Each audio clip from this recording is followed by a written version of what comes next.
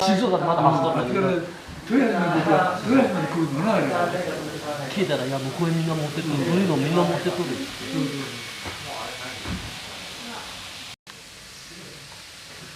あれ、寒冷地塩らしいもんね、北海道は。うん、ほなもんでこっち持ってきても、もうそのままだったらダメだって言って。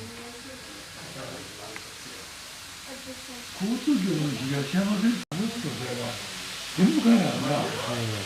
本当に日本の会社で究極やと手で逃げましょう、今は。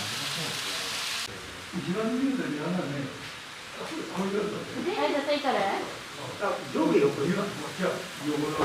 本当は良かったんだけど、どうにか。